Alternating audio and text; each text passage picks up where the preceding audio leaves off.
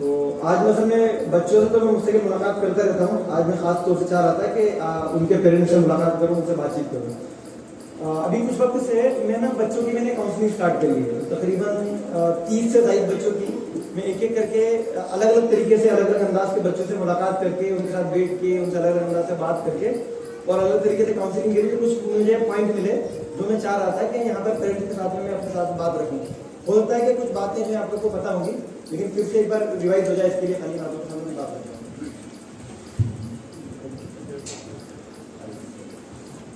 तो पहली अहम चीज है ना, हम लोग को बच्चे की है ना मोरल पॉलिसिंग करना होगी। एक तो होता है कि हम बच्चे को बहुत ज्यादा दबा कर रखते हैं, यानी कई जगह ऐसा देखा है कि बच्चे के बिल्कुल पीछे जो है ना पेरेंट्स होते हैं। तो बच्चा कहाँ जा रहा है, क्या कर रहा है, कहाँ रहा है, क्या किया, एक एक चीज का जो है उसका पाई के हिसाब के साथ में उसके चल रहा है। एक तो ये चीज जो है पूरी तरह से गलत है। दूसरा एक तरीका होता है कि ना पेरेंट्स बच्चे को पूरी तरह से खुला हाथ छोड़ देते हैं कि वो कुछ भी कर रहा है, क्या कर रहा है, पेरेंट्स को कोई फायदा नहीं। तो दूसरी चीज भी जो है एक तरह से गलत होती है। आप जो है इन दोनों के दरमियान में बैलेंस बना लीजिए और एक तरीके से ना बिल्कुल खामोशी के साथ में, एक अच्छे अंदाज के साथ में उसकी मोरल पॉलिसिंग करिए। ये देखिए कि बच्चा कहाँ जा रहा है, किन के साथ रह रहा है, कहाँ उसका वक्त बर्बाद हो रहा है या कहाँ पर वो अपना वक्त लगा रहा है, किन दोस्तों के साथ में रह रहा है। तो आप देखिए कि उसकी संगत का असर उसके ऊपर पड़ता है। मैंने कई बच्चों से बात करी तो उसमें मैंने बच्चों को ना जो बच्चे पढ़ रहे थे, जो शरारत करने वाले बच्चे थे, उसमें मैंने उन दो शरारत करने वाले बच्चों को दो कैटेगरी बांटा है काउंसलिंग करने के बाद। एक बच्चे वो थे जो बहुत ज्यादा मस्ती करते हैं, बहुत ज्यादा शरारत करते हैं, स्कूल में भी मुझसे मस्ती कर रहे हैं, टीचर परेशान है, पेरेंट्स परेशान है ना, ये सब है। लेकिन ऐसे बच्चे वो साथ में पढ़ाई भी कर रहे हैं, उनके टेस्ट में नंबर भी अच्छे हैं, फिर कॉपी भी कंप्लीट है और पढ़ने में भी अच्छे माहिर है, जवाब भी अच्छे देते हैं। और दूसरे बच्चे वो थे जो पढ़ाई में तो बिल्कुल पीछे है, तो शरारत में नंबर 1 है लेकिन पढ़ाई में बिल्कुल पीछे है। तो दूसरी किस्म के जो ना बच्चे वो थे। दोनों से बात करने में पता लगा कि सबसे बड़ा असर इनके ऊपर पड़ रहा है उनके साथ में महल्ले में जो उनके साथ में बच्चे खेल रहे हैं ना उनका। एक पहली कैटेगरी के जो बच्चे थे जो शरारत में बहुत नंबर 1 थे लेकिन पढ़ाई में भी अच्छे थे, उनके साथ के जिन दोस्तों के साथ में वो मुस्तकिल जो अपने घर के साथ में खेल रहे हैं ना, वो ज्यादातर बच्चे ऐसे हैं कि वो किसी अच्छे स्कूल में पढ़ रहे हैं, तालीम में वो लोग भी अच्छे हैं, है ना, एक टाइम टाइम का पीरियड बना हुआ है। इस तरह के जो दोस्त हैं तो वो बच्चे जो है ना पढ़ाई में भी अच्छे हैं और शरारत में भी अच्छे हैं। और दूसरी किस्म के बच्चे मुझे उस तरह के मिले जिनके साथ में घूमने वाले जो बच्चे हैं, जो मोहल्ले में जो घूमने वाले, या तो स्कूल से दूर है या फिर ऐसे स्कूल में वो जा रहे हैं कि बस खाली पेरेंट्स उनको खाली स्कूल में भेज रहे हैं, यानी उन्हें स्कूल की हालत बहुत ज्यादा खराब है, पेरेंट्स भी उनकी तरह फोकस नहीं है पूरी तरह से। तो दूसरी तरह के वो है। तो आप संगत पे ध्यान रखिए कि हम लोग का बच्चा किस तरह के लोगों के साथ में, किस तरह के बच्चों के साथ में खेल रहा है, किस तरह के बच्चों के साथ घूम रहा है, उसका उसके ऊपर सबसे बड़ा असर पड़ता है। दूसरी चीज है ना, उसके एक खास दोस्त बनाइए आप, वो है उसके दादा दादी। जो बच्चे अपने दादा दादी से बहुत ज्यादा करीब होते हैं ना, वो बहुत सारी अच्छी चीजों में लगे होते हैं, उनसे वो ज्यादा अच्छे दोस्त हों। दादा दादी भी इन चीजों का ख्याल रखें कि वो बच्चे से ना दोस्ती वाला माहौल ज्यादा बनाए, उनसे दोस्त की तरह रहे। जैसे दोस्त होते हैं मजाक करते हैं, मजाक मस्ती करते हैं, इस तरह की चीजें रहे। वो उनको कहानियां सुनाए, उनको अच्छे गीत सुनाए, या उनको पुराने जमाने की कोई अच्छे जो चीजें होती है ना, अच्छे वाकयात होते हैं, वो चीजें सुनाए। सहाबा इकराम के अच्छे जो सूफिया के इन लोगों को जो है अच्छे वाकयात सुनाकर और बच्चों की जो है ना साथ में परवरिश करें। इसके जरिए से काम बड़ा ये भी होगा कि बच्चे की जो संगत है ना वो आपको पता लगती रहेगी दादा दादी के जरिए से, तो उनके दोस्त जो है ना आपके दादा दादी को बनाइए।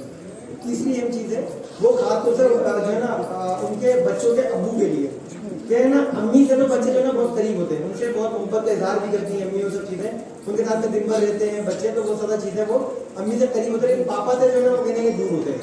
अब्बू से उनकी जो है ना ज्यादा बातचीत नहीं होती, अब्बू से उनकी बातचीत ज्यादा होती भी है तो कितनी होती है कि पढ़ाई कर ली, बच्चे के कहाँ पढ़ाई कर ली, होमवर्क कंप्लीट कर लिया और हाँ ये वाला बाकी, चलिए होमवर्क करने के लिए। इससे ज्यादा बहुत सारी जगह देखा कि इससे ज्यादा जो ना अब्बू की बच्चे ने बात ही नहीं की। तो इसको थोड़ा सा खत्म करिए। आपके बच्चे से जो ना हमें मोहब्बत के साथ में और बातचीत को बढ़ाना होगा, उसके हम एक अच्छे दोस्त की शक्ल में आगे बढ़ेंगे। उसके साथ में पिकनिक लेके जाइए, उसको एक अच्छा नेचुरल जगह लेके जाइए, उसको बताइए, उसको अल्लाह ताला से इंट्रोड्यूस कराइए अच्छे से। ये सब चीजें आप वहाँ जब पैदा करेंगे तो इंशाल्लाह बच्चे को आपके साथ में बहुत ज्यादा जो लगाव पैदा होगा। अम्मी को तो जानता है कि ना ये मुझसे मोहब्बत करती है, बहुत अच्छी है, और अब्बू को जानता है कि जो है ना ये मुझे मारने परेशान करने वाले शख्स हैं या उनसे डर लगता है, ऐसा मामला। तो इसको खत्म करके अब्बू से भी जो है ना उसको मोहब्बत होना चाहिए। एक अच्छी चीज जो है ना, बच्चों के बड़े मासूम सवालात होते हैं, बहुत मासूम से जो है ना बच्चे सवालात करते हैं, उसके जवाब कई बार हम लोग के पास में नहीं होते हैं, तो हम लोग या तो टाल देते हैं या बच्चों के सवाल से परेशान होकर भी झिलक देते हैं। अब एक आध बार बच्चे ने सवाल किया, आपने तो झिड़क दिया, ये अम्मियों के लिए भी है। एक आध बार सवाल किया, हमने तो झिड़क दिया या गलत तरीके से जवाब दिया या बहुत ऐसा जवाब दिया जो उसके दिमाग में नहीं बैठा, बस दूसरी जवाब देकर छोड़ दिया। अगली बार या तो बच्चा हमसे सवाल पूछने नहीं आएगा, वो सवाल कहीं और तलाश कर लेगा। उससे अच्छा है अगर हमें सवाल नहीं पता तो हम लोग उसके बारे में कुछ एक दिन ले लें बच्चे से कि कल मुझसे आगे सवाल करिए, कल मैं इसका जवाब दूंगा। तो थोड़ा सा उसके दिमाग में बैठा ऐसा कुछ लॉजिकल आर्गुमेंट उसको जवाब दीजिए, वो इंशाल्लाह उसके ऊपर बहुत अच्छा असर करेगा।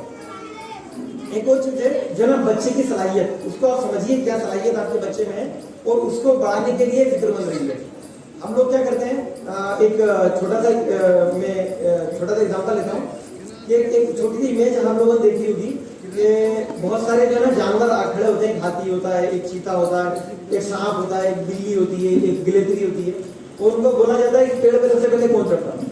तो हम लोग सारे बच्चों को जो है ना इसी तरह एक ही लकड़ी रखने वाला बोलते हैं ना, उसी तरह से कर रहे हैं। हम लोग सारे बच्चों को एक ही स्किल बनाते हैं कि कौन सा जानवर सबसे पहले पेड़ पे चढ़ जाएगा, वो सबसे ज्यादा ताकतवर और सबसे ज्यादा सलाहियतमंद जानवर है। इसी तरह से हम लोग अपने बच्चे को, सारे बच्चों को हम लोग एक ही तरह के नापने की कोशिश करते हैं। तो हर एक बच्चे में अलग सलाहियत होती है। आप कोशिश करिए कि आपके बच्चे के अंदर क्या सलाहियत है उसको ढूंढिए और उसको उभारने की कोशिश करिए। दूसरे के बच्चे क्या कर रहे हैं, उसका बच्चा देखो कितने अच्छे नंबर लेकर आता है, इस तरह से उसमें हम लोग जब वो पैदा करते हैं तो बच्चे में ऐसा से कमतरी पैदा करता है, वो बच्चे को हमारे नीचे लेकर जाता है। उसकी वजह उसमें क्या अच्छी चीज है उसको आप लीजिए, उसको उभारने की कोशिश करिए। और आखिरी चीज वो है, देखिए कमी जो है ना सब में होती है, खाली बच्चों में नहीं हम लोगों में भी है। तो हम लोग को कोशिश करना पड़ेगा कि उसकी कमी की तरफ हम लोग बहुत स्पेसिफिक रहें। उसका एग्जाम्पल देता हूँ। जैसे हम लोग कई बार सोच लेते हैं कि हमारा बच्चा जो है ना मैथ्स में बहुत कमजोर है। असल में पूरे मैथ्स में कमजोर नहीं होता, बल्कि मैथ्स की पर्टिकुलर किसी चीज में कमजोर है। जैसे हुआ कि बच्चा ना 1 + 1 2 बोल देगा, 2 + 2 जोड़ के बता देगा। जैसे 2 नंबर की संख्या हुई 11 + 12, तो बच्चा वहां पर कंफ्यूज है। तो बच्चा मैथ्स में कमजोर नहीं है, बच्चा 2 डिजिट नंबर को जोड़ने में कमजोर है। या इसके आगे हम बढ़े, बच्चा जोड़ घटाओ तो अच्छे से कर रहा है, लेकिन वो मल्टीप्लिकेशन में या गुणा करने में जो है कहीं ना कहीं कमजोर जा रहा है। तो इस तरह से आपके बच्चे को पूरी तरह से कमजोर समझने की बजाय उसको स्पेसिफाई करिए कि किस चीज में बच्चा कमजोर है, उस चीज में हम लोग को उसमें आगे बढ़ाना है। तो मुख्तसर कुछ चीजें हैं जिसके ऊपर मुझे आपको बात करना थी। तो हम लोग कोशिश करें कि अपने बच्चे को हम लोग खंगालें, उसके अंदर से हम लोग निकालें कि हमारा बच्चा क्या चीज है, क्या उसके अंदर अच्छी चीजें हैं, क्या अच्छी सलाहियत है, उसको उभारने की कोशिश करें। उसके अंदर कॉन्फिडेंस लेकर आए, उसको हम लोग ना पीछे की पीठ थपथपाए। उसकी छोटी से छोटी भी अगर कोई अच्छी काम उसने किया है, चाहे छोटा सा काम है, लेकिन उसको आप ना एप्रिशिएट करिए, उसकी तारीफ करिए, तो वो उसको आगे लेकर जाने में जो है ना बहुत ज्यादा मददगार होगी, उसको आगे तक बढ़ाने में वो हेल्पफुल होगी। वरना क्या होगा कि हम लोग बच्चा एक कोई अचीवमेंट लेकर आए, वो उसके लिए बहुत बड़ा अचीवमेंट है। एक छोटा सा मैच खेलने के लिए गया था गली के मोहल्ले के बच्चों में, और वहां पर जीत कर आ गया। बच्चा बड़ी खुशी से आया, हम लोग के पास में आया, देखो देखो आज मैं मैच जीत गया। और हम लोग अपने काम में मोबाइल में बिजी हम लोग लगे हुए हैं। हम लोगों ने ऐसे करके हाँ ठीक है करके हमने छोड़ दिया। वो बच्चा अगली बार उसका अचीवमेंट लेकर आपके पास में नहीं आएगा, लेकिन यहीं पर हमने उसको बड़ा अच्छा शाबाशी दी, शानदार, बहुत अच्छा, इसके और आगे बढ़िए, कोई चॉकलेट के साथ में उसको इनाम के तौर पर दे दिया। अब अगली बार आप खुद सोच के रखिए कि वो बच्चा जो है इससे बड़ा अचीवमेंट आपके पास में लेकर आएगा इंशाल्लाह। तो हम लोग कोशिश करें कि अपने बच्चे को समझें, उसको समझ कर उसको आगे बढ़ने की कोशिश करें। उसकी शरारतों से परेशान मत होइए, उसकी शरारत करना कोई बड़ी चीज नहीं है। हर बच्चे को अल्लाह ताला ने शरारत के लिए, शरारत उसने अल्लाह ताला ने रखी है, उसमें शरारत होगी। एक बार एक साहब का बच्चा बहुत ज्यादा मस्ती करता था, बहुत ज्यादा मस्ती खोर था, तो वो परेशान थे कि बड़ा मस्ती करता है, सब तरह समझा लिया, नहीं समझ रहा। तो अल्लाह के नबी सल्लल्लाहु अलैहि वसल्लम के पास में लेकर गए कि शायद अल्लाह के नबी सल्लल्लाहु अलैहि वसल्लम समझ जाए। तो अल्लाह के वसल्लम पास लेकर गए। हम जिस तरह होता है ना, बच्चे समझा के लेके जाते हैं कि बड़े साहब है, इनके सामने ना बहुत ज्यादा मस्ती मत करना, खामोशी से बैठ रहना। तो इस तरह समझा कर लेकर गए, बच्चा बड़ा खामोशी से बैठ भी गया। उन्होंने अल्लाह के वसल्लम से कुछ बातचीत करी, कुछ बात होगी, कुछ बातचीत करी, और जब बात कंप्लीट हो गई तो फिर अल्लाह के वसल्लम से बोला कि ये मेरा बच्चा जो है ना बहुत ज्यादा शरारत करता है, बहुत मस्ती करता है, तो आप इसको थोड़ा समझा दीजिए। तो अल्लाह के नबी सल्लल्लाहु अलैहि वसल्लम ने उन साहब को समझाने के लिए इस तरह आसपास में देखा और बोला कि कहाँ बच्चा कहाँ है। तो उन्होंने बोला आपके पास में तो बेटा। अल्लाह ने बोला बच्चा थोड़ी है, बच्चा होता तो मस्ती करता है, ये बच्चा थोड़ी है, तो बूढ़ा आदमी है, बच्चे तो मस्ती करते हैं। तो हम लोग को उसकी मस्ती को समझते हुए उसको आगे बढ़ाना होगा इंशाल्लाह। तो मुख्तसर कुछ चीज़ें हैं, और अल्लाह ताला दुआ करता हूँ अल्लाह ताला इस मकतब को कामयाबी अता करे, और जो उस्ताद हैं इस मकतब के दानी बख्तियार साहब, अल्लाह ताला उनको जो अज़ीम अता करे और उनकी मेहनत को कबूल करे। वाखिर दावाना आमीन।